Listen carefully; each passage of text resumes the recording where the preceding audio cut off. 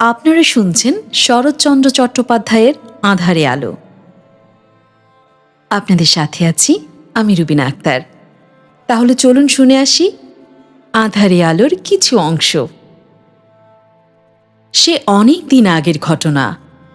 সত্যেন্দ্র চৌধুরী জমিদারের ছেলে, বিএ পাশ করে বাড়ি গিয়েছিল। তার মা বললেন, মেয়েটি বড় লক্ষ্মী বাবা, কথা শুন, একবার দেখে আয়। সত্যেন্দ্র মাথা নেড়ে বলল, না মা, এখন আমি কোনো মতেই পারবো না। এসবের মধ্যে পড়লে আর পাস টাস করতে পারবো না। কেন পারবি নে? বৌমা থাকবে আমার কাছে, তুই লেখাপড়া করবি কলকাতায়। পাশ হতে তোর কি অসুবিধা হবে তা তো আমি ভেবে পাইনি সতু। না মা, ওসব এখন হবে না। তাছাড়া এখন আমার হাতে সময়ও নেই। তুমি এখন এসব নিয়ে ভেবো না তো। আমি চলি, বেরোতে হবে। যাস নে, দাঁড়া, আমি যে কথা দিয়েছি বাবা, আমার মান রাখবি নে। সত্যু চলে যাচ্ছিল, হঠাৎ এই কথায় ফিরে দাঁড়ালো।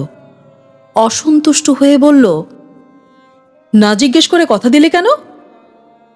সে না হয় আমার দোষ হয়েছে, কিন্তু তোকে তো তোর মায়ের মান রাখতে হবে বল। তাছাড়া বিধবার মেয়ে, বড় দুঃখী। কথাখানা শোন সত্যু, রাজি হয়ে যা বাবা। আচ্ছা, পরে জানাচ্ছি। এই বলে সত্যু বেরিয়ে গেল। মা অনেকক্ষণ চুপ করে দাঁড়িয়ে রইল। ওইটি তার একমাত্র সন্তান। 7-8 বছর হলো তার স্বামী দেহ রেখেছেন। তারপর থেকে বিধবা নিজেই নায়েব গুমস্তর সাহায্যে মস্ত জমিদারির শাসন করে আসছেন। এদিকে ছেলে কলকাতায় থেকে কলেজে পড়ে। বিষয় আশয়ের কোনো খবরই তাকে রাখতে হয় না।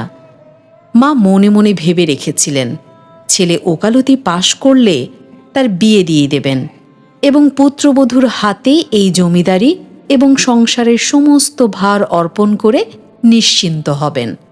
কিন্তু এখন তো দেখছেন তার মনের মতন যে কোনো কাজই হচ্ছে না। স্বামীর মৃত্যুর পর এতদিন পর্যন্ত কোনো কাজকর্মই হয়নি। সেদিন কি একটা ব্রত উপলক্ষে সমস্ত গ্রামকে নিমন্ত্রণ করেছিলেন। মৃত অতুল মুখার্জির গরিব বিধবা তার 11 বছরের মেয়েকে নিয়ে নিমন্ত্রণ রাখতে এসেছিল। সত্যেন্দ্রর মায়ের তার এই মেয়েটিকে বড় মনে ধরল।